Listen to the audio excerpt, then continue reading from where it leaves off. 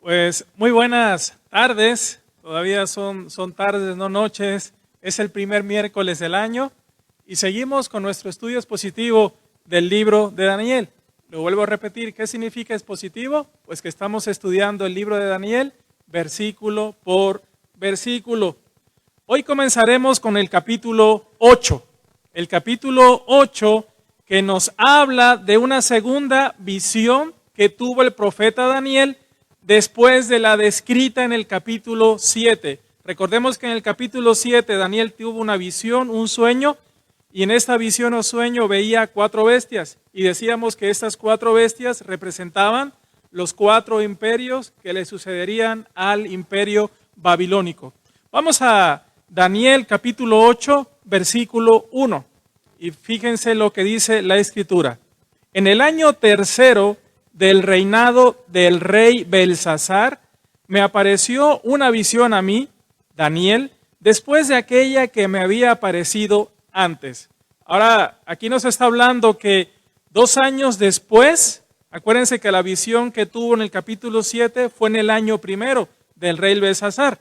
Ahora, ¿por qué? Ustedes se preguntarán, bueno, si el capítulo 5 ya nos habló de que Darío de Medo había tomado Babilonia. Bueno, les expliqué que los primeros 6 capítulos es el contexto histórico. Y entonces ahora no está hablando de historia.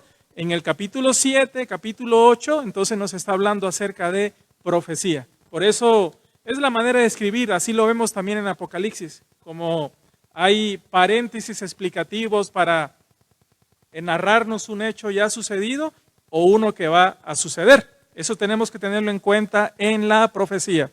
Entonces dice que en el año tercero del reinado del rey Belsasar, que le apareció una visión a Daniel, después de aquella que me había aparecido antes. ¿A cuál se está refiriendo? A la que tuvo de estas 4 bestias en el capítulo 7. Versículo 2, dice, vi en visión, y cuando la vi, yo estaba en Susa, que es la capital del reino en la provincia de Elam.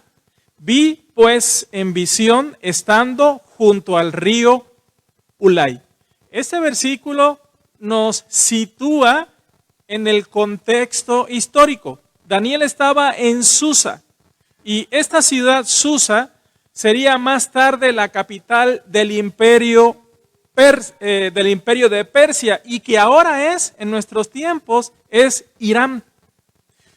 Ya durante el imperio persa, el rey Asuero construyó allí un majestuoso palacio en el que se desarrollaron los eventos que encontramos en el libro de Esther. Y fue también allí donde Nehemías sirvió como copero del rey Artajerjes. También nos dice que estaba junto al río Ulai. Este era un río o un canal que regaba o abastecía a la ciudad de Susa. Vámonos a los versículos 3 y 4. Vean lo que dice Daniel, capítulo 8, versículos 3 y 4. Alcé los ojos y miré, y he aquí un carnero que estaba delante del río. Estoy leyendo Daniel 8, versículo 3, y tenía 2 cuernos, y aunque los cuernos eran altos, uno era más alto que el otro, y el más alto creció después. La visión que se le muestra aquí al profeta Daniel es la misma que vimos en el capítulo 7, representada por 4 bestias. Se nos dice que estas 4 bestias serían 4 reyes o imperios que se levantarían en la tierra. Vamos a ver Daniel 7:17. Dice así, estas 4 grandes bestias son 4 reyes que se levantarán en la tierra. En el capítulo 7 se le mostró a Daniel 4 bestias y eso lo explicamos en nuestro estudio pasado y aquí de manera clara el versículo 17 del capítulo 7 nos dice que serán 4 reyes que se levantarán en la tierra. Y dijimos que estos 4 reyes serían los imperios ¿qué?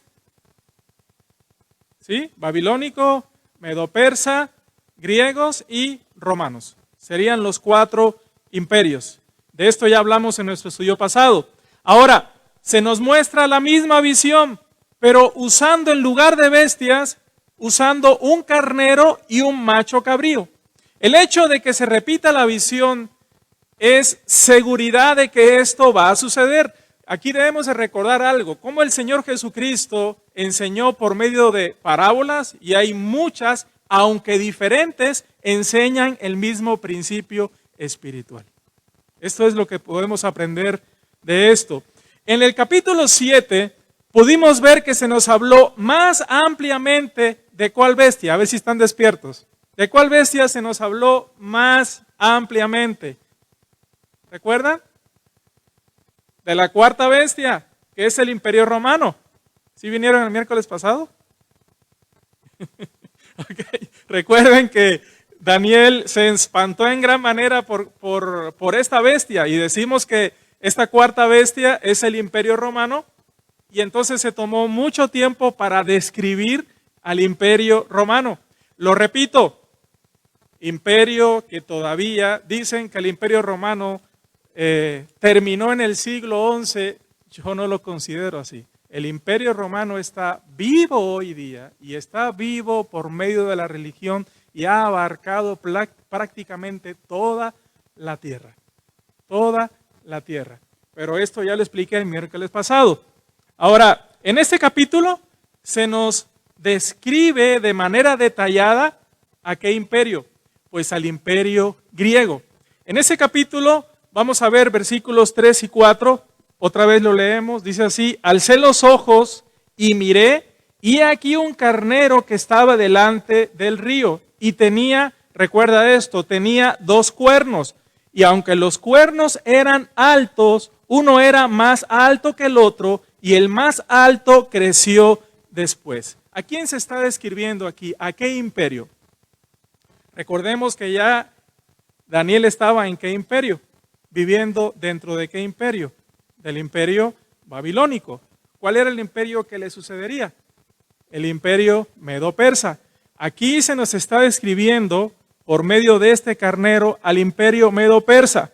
Y algo muy importante es que dice que tenía 2 cuernos altos, y que uno hería al poniente, al norte y al sur, y que ninguna bestia podía pasar delante de él, ni había escape de su poder, y que hacía conforme a su voluntad, y que se engrandecía. Estos versículos son una referencia al imperio medo-persa que conquistó al reino de Babilonia, algo que vimos al final del capítulo 5. Vamos a ver capítulo 5, versículo 31. Recuerden que aquí, esto ya lo estudiamos, fue cuando Belsasar hace este gran banquete, y recuerden que mandó a traer los vasos santos, y también posiblemente ahí estaba el candelero, y vimos lo que sucedió, que apareció una mano escribiendo en la pared, y ahí esa misma noche terminó el reino babilónico. Vean lo que dice el versículo 30. La misma noche fue muerto Belsasar, rey de los caldeos, y Darío de Media tomó el reino siendo de 62 años. ¿Quién tomó el reino? ¿Qué dice ahí? Darío de Media. Pero la Biblia nos narra a 2 reyes medo-persa. Quiero que presten mucha atención. Dice Darío de Media. Y vamos a ver el capítulo 10, versículo 1. En el año 3 de Ciro, rey de Persia, fue revelada palabra a Daniel llamado Belsasar. Y la palabra era verdadera. Ahora, ¿a quién nos habla? ¿De quién nos está hablando aquí? ¿Quién era el rey? Ciro, rey de Persia. Entonces, ya podemos entender que este carnero tenía 2 cuernos y que uno crecía más que el otro. Este que crecía más que el otro, precisamente hace referencia a Ciro, rey de Persia. Recuerden que Darío era de Medio. Tenían una alianza, los medo-persas, es el imperio, pero en este caso, cuando asumió el poder Ciro de Persia, el imperio Persia creció mucho más que el imperio medo-persa. Y aquí es donde yo me maravillo, porque vamos a ver a la Biblia interpretando a la Biblia. ¿Quién creen ustedes que sea el mejor intérprete de la Biblia? La Biblia misma, ¿no? Vamos a ver qué nos dice la Biblia de este versículo 3 y 4 de Daniel. Vamos a ver Daniel 8:20. Vean lo que dice. En cuanto al carnero que viste, que tenía 2 cuernos. Es el mismo, ¿verdad?, que se nos narra acá en los versículos 3 y 4. Dice, en cuanto al carnero que viste, que tenía 2 cuernos, estos son los reyes de Media y de Persia. Entonces, como vemos, el carnero que tenía 2 cuernos, nos dice el ángel Gabriel, más bien le dice Daniel que son los reyes de Media y Persia, es decir, el imperio medo-persa, y reyes que conocemos por la misma Biblia aquí en el libro de Daniel, que fueron Darío de Medo, de Media, y que tenía 62 años cuando conquistó a los babilónicos, y después Ciro de Persia, ya lo leímos en el 10:1, que creció más y se hizo más fuerte que los medos. A eso se refiere cuando leímos en el versículo 3 y 4 que un cuerno crecía más que el otro. ¿Estamos bien hasta ahí? Si no, aquí Adolfo les explica. Sigamos. Versículos 5 al 8. Bienvenidos, Adolfo y Petit. Dios les bendiga, que uno están acá. Vamos a seguir, hermanos. Versículos del 5 al 8. Dice la Escritura, Daniel 8, del 5 al 8. Mientras yo consideraba esto, he aquí un macho cabrío venía del lado del poniente sobre la faz de toda la tierra, sin tocar la tierra. Y aquel macho cabrío tenía un cuerno notable entre sus ojos. Y vino hasta el carnero de 2 cuernos que yo había visto en la ribera del río, y corrió contra él con la furia de su fuerza. Y lo vi que llegó junto al carnero y se levantó contra él y lo hirió y le quebró sus 2 cuernos. Y el carnero no tenía fuerzas para pararse delante de él. Lo derribó, por tanto, en tierra y lo pisoteó, y no hubo quien librase al carnero de su poder.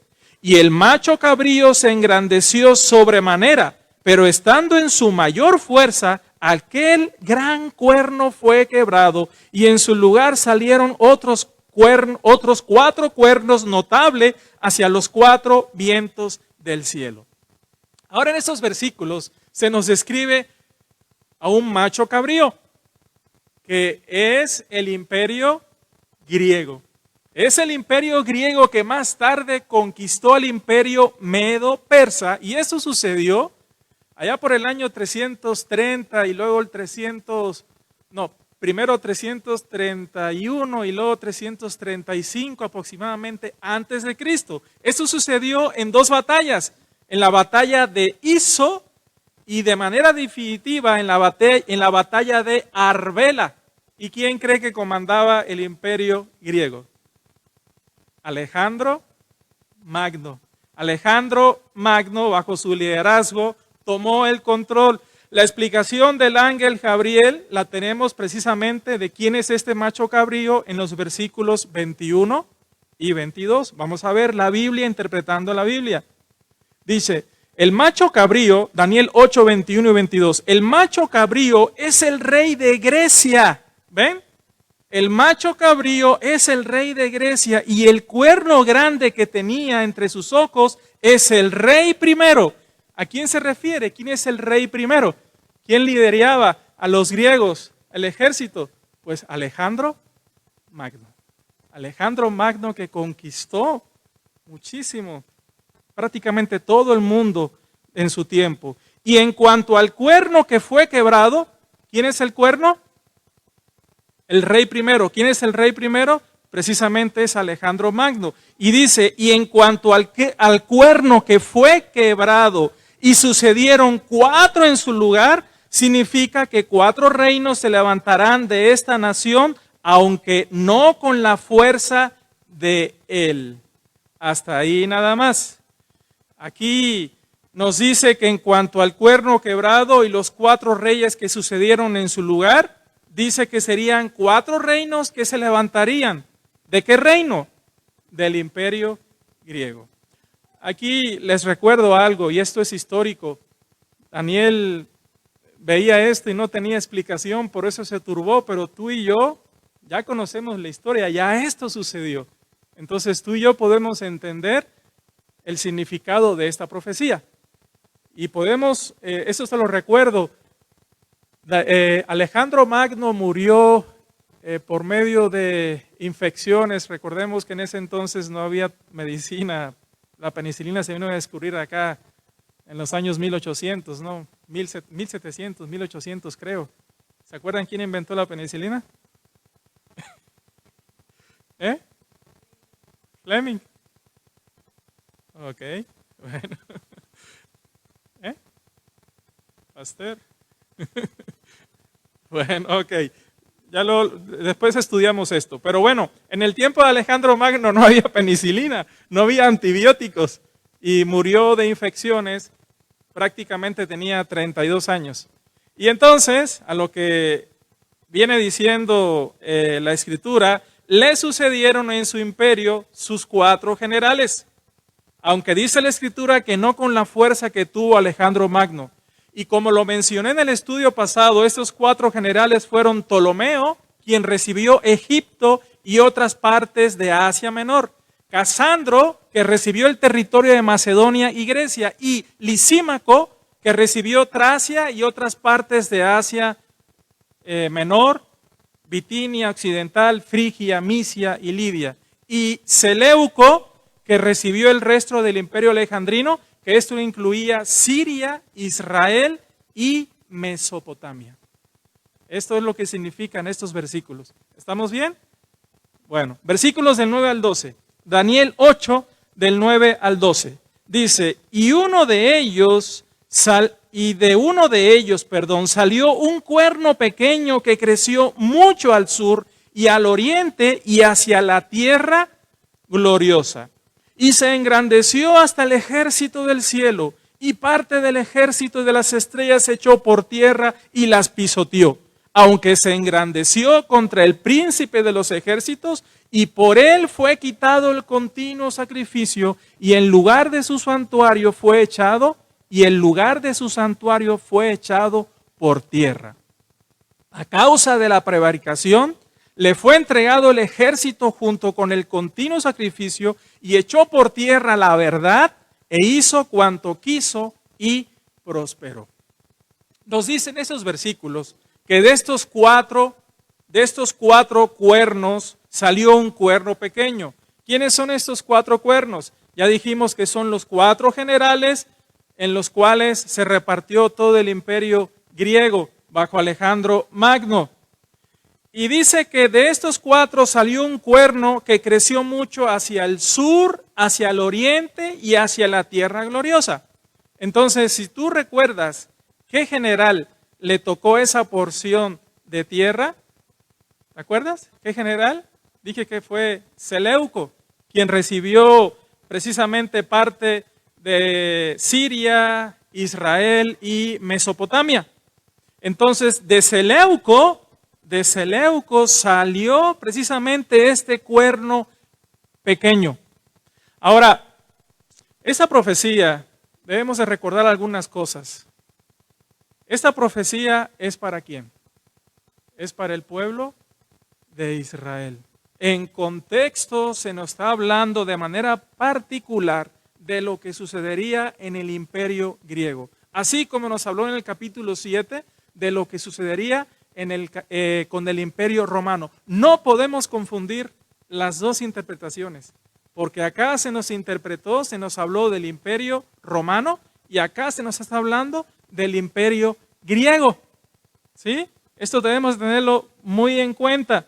Pero ahora se nos dice que iba de manera detallada precisamente lo que sucedió con el imperio griego, aunque debemos de entender, y eso también tenemos que entenderlo de esta manera en cuanto a la profecía, que tiene también una referencia para el tiempo del fin. Pues encontramos referencia, como veremos, en los siguientes versículos y en el capítulo 9. Ahora, en esos versículos del 9 al 12 se nos dice acerca de este cuerno, este rey que saldría de uno de los 4. ¿Qué nos dice la historia? La historia nos enseña que uno de los generales de Seleuco, quien entre las naciones que gobernaba se encontraba Israel, salió un rey salió un rey, el rey de Siria, llamado Antíoco IV Epífanes. Y esto fue entre el año 175 y el 64. Él había heredado el reino del norte y aunque tuvo un comienzo insignificante, se extendió de manera extensa hacia sus fronteras, hacia la India en el oriente, hacia Egipto en el sur. ¿Y quién creen que estaba en medio? Israel. Entonces por eso dice hacia la tierra gloriosa. Es decir que según la historia, al extenderse hacia el sur, hacia Egipto, tuvo que combatir contra Ptolomeo.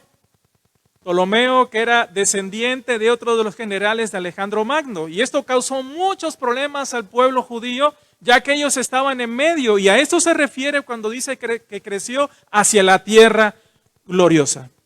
Ahora, se nos describe cómo fue este rey. Dice que este rey tuvo una actitud tremendamente arrogante. El profeta describe de la siguiente manera. Dice que es el versículo 10, dice que se engrandeció hasta el ejército del cielo y parte del ejército y de las estrellas echó por tierra y las pisoteó. Es difícil saber con exactitud a qué se refiere esta interpretación, pero puede ser utilizado simplemente como una metáfora para indicar precisamente el orgullo de este cuerno pequeño que en su arrogancia pretendía ser un rival ¿de quién? ¿Qué quiso Nabucodonosor? ¿Ser igual a quién? Pretendía ser igual a quién? A Dios. De igual manera con este rey sirio, Antíoco Epífanes. Y cuando dice que echó por parte del ejército de las estrellas del cielo por tierra y las pisoteó, esto implica que consiguió ciertas victorias. Ahora, ¿quiénes son parte de ese ejército, de esas estrellas que echó por tierra? Pues parece que se trata precisamente del pueblo de Israel, y esto lo vemos en la historia, y su ejército, y de sus servidores en el templo de Dios. Dice que se engrandeció contra el príncipe de los ejércitos, que seguramente debe ser entendido como un intento de rebelarse contra Dios, de ponerse a la misma altura de Dios, pero también a los generales o a los de alto rango precisamente del ejército de Israel. Ahora, conociendo por medio del profeta Isaías la historia de Satanás, podemos ver similitud en la manera de actuar de este rey soberbio. Y claro que tiene una aplicación a la obra de Satanás en su rebelión en el cielo antes de su caída. Recordemos esto, hermanos. ¿Qué dice 1 Juan 5, 18 y 19? Sabemos que somos de Dios y el mundo entero está ¿qué? Bajo el maligno. Podemos ver detrás de estos reinos, podemos ver a quién actuando. ¿En contra de quién? Tratando de eliminar sobre la faz de la tierra ¿a quién? Al pueblo de Israel. Porque él sabía, Satanás sabía que de ahí vendría el Mesías. Y entonces eso fue un intento que tuvo, aunque también debemos entender esto, si estos reyes, como lo vimos con Nabucodonosor, si estos reyes actuaron fue porque Dios se los permitió. Estos reinos fueron instrumentos de Dios para disciplinar a su pueblo. ¿Por qué? Porque el pueblo de Israel estaba en una situación espiritual, en una decadencia espiritual tremenda. Antíoco Epífanes llegó a ser el gran perseguidor del pueblo de Israel. Sus propósitos para con ellos no consistían solamente en conquistarlos militarmente, tal como había hecho con otras potencias. Él quería acabar con su religión, borrar su cultura. Notemos lo que dice el versículo 11. Dice, aún se engrandeció contra el príncipe de los ejércitos, y por él fue quitado el continuo sacrificio. ¿Qué significa esto? ¿Cada cuánto tenía que ofrecer sacrificio en el templo de Dios? Los sacrificios eran ¿qué? Diarios. Y por él, o sea, por este rey, ahorita vamos a verlo, suprimió todo, se quitó el continuo sacrificio. ¿Saben por qué? Porque profanó precisamente el templo de Dios. Él no destruyó físicamente el templo, lo profanó. Dice la historia, ofreciendo cerdos en su altar y erigiendo en el lugar del altar de sacrificio un altar al dios pagano Zeus. De ese modo profanó el santuario de Dios y logró que cesaran las ofrendas. Y aquí es donde podemos entender quién estaba detrás y la intención que tenía de destruir y estorbar la venida de quién. La venida del Mesías. Y no solo eso, sino que trató por todos los medios de helenizar a los judíos, consiguiendo que muchos dejaran la ley de Dios y se rindieran a la cultura griega. Y dice que echó por tierra la verdad e hizo cuanto quiso y prosperó. De ese modo se hizo con el control sobre el pueblo judío, por eso dice, a causa de la prevaricación le fue entregado el ejército junto con el continuo sacrificio. A ver, meditemos bien esto. Dice, y a causa de la prevaricación. ¿La prevaricación de quién? ¿Qué es prevaricar? ¿Alguien sabe qué es prevaricar? ¿Saben? ¿No? Vamos a llamar, ¿qué es apostatar? ¿Sí? ¿Qué es apostatar? Es apartarse de la verdad. Son sinónimos, prevaricar es de igual manera. Pero ¿a quién se está refiriendo? ¿Quiénes fueron los que prevaricaron? ¿Quiénes fueron los que apostataron? Palabra que encontramos en el Nuevo Testamento. El pueblo de Israel. ¿Recuerdan la condición espiritual en la que estaba el pueblo de Israel en Malaquías? ¿Recuerdan lo que dice Malaquías capítulo 1 del versículo 6 al versículo 14? Vean este pasaje, hermanos, porque aquí es donde podemos entender este versículo 12. Vean lo que dice Malaquías capítulo 1 del versículo 6. El hijo honra al padre y el siervo a su señor. Si pues yo soy padre, ¿dónde está mi honra? Y si soy señor, ¿dónde está mi temor? Dice Jehová de los ejércitos, a vosotros, oh sacerdotes, que menospreciáis mi nombre y decís, ¿en qué hemos menospreciado tu nombre? En que ofrecéis sobre mi altar pan inmundo y dijisteis, ¿en qué te hemos deshonrado? En que pensáis que la mesa de Jehová es despreciable. Y cuando ofrecéis el animal ciego para el sacrificio, ¿no es malo? Asimismo, cuando ofrecéis el cojo o el enfermo, ¿no es malo? Preséntalo pues a tu príncipe. ¿Acaso se agradará de ti o le serás acepto? Dice Jehová de los ejércitos. Eso es prevaricar, hermanos. Antíoco Epífanes había profanado el santuario, pero ¿era diferente lo que había hecho Israel? No era diferente, porque ¿qué estaban ofreciendo? ¿Qué estaban ofreciéndole a Dios? Y aquí llamo la atención, ¿no? Porque ¿qué le ofrecemos a Dios, hermanos? Nosotros. A veces le damos nada más migajas, ¿no? ¿Qué le ofrecemos los que estamos sirviéndole? Y eso es para mí. Aquí también está el pastor Adolfo. Dice en Jeremías, maldito el que hiciere con indolencia la obra de Dios. Y hacer con indolencia la obra de Dios pues hay una mexicanada. Sí, déjalo así, ya después veremos. No, Jehová es el rey, Dios es el rey y el rey se merece lo mejor. Se merece lo mejor de nosotros, no migajas. Lo mejor porque Él es el rey y su nombre es grande sobre toda la tierra. ¿Pero qué estaban haciendo ellos? Dice el versículo 9, ahora pues, orad por el favor de Dios, estoy leyendo Malaquías, para que tenga piedad de nosotros, pero ¿cómo podéis agradarle si hacéis estas cosas? Dice Jehová de los ejércitos, ¿quién también hay de vosotros que cierre las puertas o alumbre mi altar de balde? Yo no tengo complacencia en vosotros, dice Jehová de los ejércitos, ni de vuestra mano aceptaré ofrenda, porque desde donde el sol nace hasta donde se pone, es grande mi nombre entre las naciones, y en todo lugar se ofrece a mi nombre incienso y ofrenda limpia, porque grande es mi nombre entre las naciones, dice Jehová de los ejércitos. Y vosotros lo habéis profanado cuando decís, inmunda es la mesa de Jehová, y cuando decís que su alimento es despreciable. Habéis además dicho, oh, qué fastidio es esto, y me despreciáis, dice Jehová de los ejércitos, y trajisteis lo hurtado o cojo o enfermo y presentasteis ofrenda. ¿Aceptaré yo eso de vuestra mano? Dice Jehová.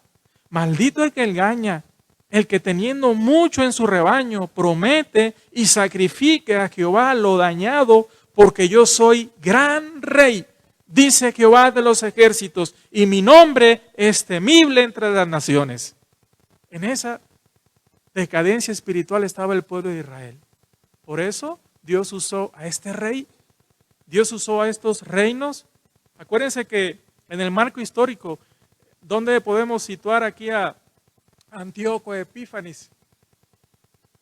En este lapso de 400 años, este lapso en que Dios guardó silencio y ya no habló, no hubo profeta.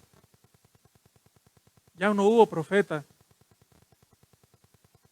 Por supuesto, ¿ustedes creen que el pueblo de Israel se iba a quedar tranquilo? No, no. Aunque despiadado, este rey sirio, Antíoco Epífanes, fue instrumento en las manos de Dios por causa de la prevaricación del pueblo de Israel que fueron entregados, no solo el pueblo, sino también el templo. Esa fue la causa. Es por ello que nos dice el versículo 12 que echó por tierra la verdad. ¿Qué es la verdad? ¿Cómo se define en la Biblia la verdad? Pues eso puede abarcar tanto Antiguo como Nuevo Testamento. Juan 17:17 dice, cuando el Señor Jesús está orando, dice, santifícalos en tu verdad. Recuerden que no estaba escrito en el Nuevo Testamento. Cuando estaba el Señor Jesús diciendo esas palabras, santifícalo en tu verdad. Y luego define lo que es la verdad. Tu palabra es verdad. Echó por tierra la verdad. E hizo cuanto quiso y prosperó. ¿Por qué razón? Porque era disciplina de Dios para ellos. Por ello Dios le permitió que tuviera éxito, que profanara el templo, porque ya eso lo había hecho su pueblo, como leímos en Malaquías. Y por supuesto, fíjate lo que dice Hebreos, dice, no menospreciéis la disciplina. Hay tiempos en los que Dios nos va a disciplinar y tenemos que soportar esa disciplina, porque es por medio de la cual vamos a ser perfeccionados. Y lo dice en Hebreos, no menospreciéis la disciplina. Porque Dios al que ama, ¿qué dice? Disciplina y azota a todo el que tiene por hijo. Así lo dice la Escritura. Pero ¿cómo creen ustedes que reaccionó el pueblo de Israel? Pues no se quedaron, no se rindieron ante él, no se sometieron a la disciplina. Aquí hay un ejemplo, a ver, ¿qué sucedió acá con la conquista de los babilónicos? ¿Qué se le dijo a Josías? Hay parte del pueblo que sí escuchó la profecía y los príncipes fueron, y estos, entre Daniel y estos, fueron pacíficamente, se dejaron llevar a Babilonia, porque Dios les había dicho que si iban en paz y se dejaban y se sometían, entonces ellos luego saldrían. Pero los que resistieron, ¿qué sucedió? Murieron. Y eso fue lo que sucedió, hermanos. No se quedó tranquilo el pueblo de Israel. Hubo una rebelión encabezada por los macabeos. Los macabeos se resistieron. Y dice la historia que murieron alrededor de 80,000 judíos en esta guerra. Por no sujetarse a la disciplina de Dios, por no reconocer quién era el que los disciplinaba. Ahora, también debemos de recordar que esta profecía, esto también es una referencia al anticristo, y así como podemos ver la descripción que se hace en Isaías del rey de Tiro y de Babilonia, no es más que una referencia a la caída de Satanás y a su obra en contra de Dios. Entonces es importante recordar el contexto también. Esto sucedió en los 400 años de silencio que Dios ya no mandó palabra, ni mandó profeta, no hubo profecía, pues estaba completo el Antiguo Testamento. Acabo de mencionar a los macabeos. Los macabeos, hermanos. A ver, recuerda esto. No hubo palabra, no hubo profecía. Dios guardó silencio por 400 años hasta que Juan el Bautista rompió ese silencio. Él era esa voz que preparaba el camino, esa voz que hablaba en el desierto y que preparaba el camino ¿para quién? Para el Señor Jesucristo. Les hablé de macabeos. Hay algunas Biblias, como por ejemplo, esto se hizo en la Septuaginta, se introdujeron estos libros, y hay algunas Biblias, como por ejemplo la católica, donde se incluyen estos libros. ¿Y qué dijimos? ¿Qué aprendimos? ¿De qué prediqué el domingo pasado? Del último capítulo de Apocalipsis. Esos libros, hermanos, no fueron libros inspirados por el Espíritu Santo. Yo leí 1 y 2 de Macabeos y el autor de Macabeos dice, perdóneseme si me falla la memoria o si mi escrito es mediocre. ¿Podemos imaginar al apóstol Pablo diciendo esto? Fueron libros históricos, se recogía la historia del pueblo de Israel en ese periodo de 400 años. Pero algunos los han incluido para sustentar mentiras y doctrinas que no vienen en la Biblia. Por último, debemos de recordar esto. A los judíos se les confió la palabra de Dios. Y si algo tuvieron los judíos, que fueron celosos en guardar la palabra de Dios. Por esto, como no fueron inspirados por el Espíritu Santo, los judíos no lo incluyeron dentro del canon. Quiero que vean Romanos 3:2. Romanos 3:2. Ya termino con esto. Romanos 3:2. Fíjense lo que dice. Desde el 1. ¿Qué ventaja tiene, pues, el judío? ¿O de qué aprovecha la circuncisión? Versículo 2. Mucho, en todas maneras. Primero, ciertamente que les ha sido confiada la palabra de Dios. ¿A quién se le confió la palabra de Dios? Y aquí se refiere al Antiguo Testamento. A los judíos. Ellos fueron celosos en guardar, celosos en evaluar cada uno de los libros, evaluando que realmente fueron inspirados por el Espíritu Santo y con mucho celo. Ahí estaban los levitas, ¿no? Los escribas también, palabra por palabra, con gran temor de Dios. Por eso podemos tener confianza de que tenemos, tal y como Dios se lo dijo, tal y como Dios inspiró a estos santos hombres, así tenemos la palabra en nuestras manos. Podemos confiar. Vamos a quedarnos aquí en el versículo 2, hermanos, y luego seguiremos en el siguiente miércoles. Bien rápido, versículo 3 y 14. Dice así, entonces oí a un santo que hablaba, y otro de los santos preguntó a aquel que hablaba, ¿hasta cuándo durará la visión del continuo sacrificio y la prevaricación asoladora, entregando el santuario y el ejército para ser pisoteados? Aquí la pregunta es, ¿hasta cuándo? La respuesta dice, y él dijo, hasta 2300 tardes y mañanas, luego el santuario será purificado. Esto pasó en el año 164 antes de Jesucristo. Judas Macabeo fue precisamente el que purificó el santuario.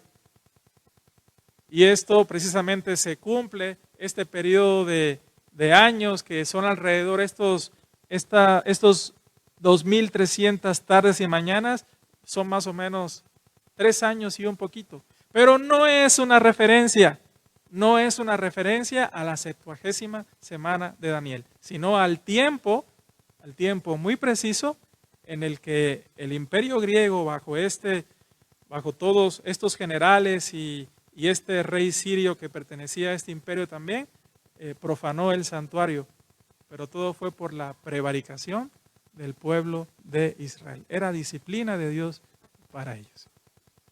Gracias por seguir nuestro estudio. Yo sé que son cosas difíciles, pero Dios permita que su Santo Espíritu haya abierto nuestro entendimiento para comprender estas cosas. Nos vemos el siguiente miércoles. Dios te bendiga.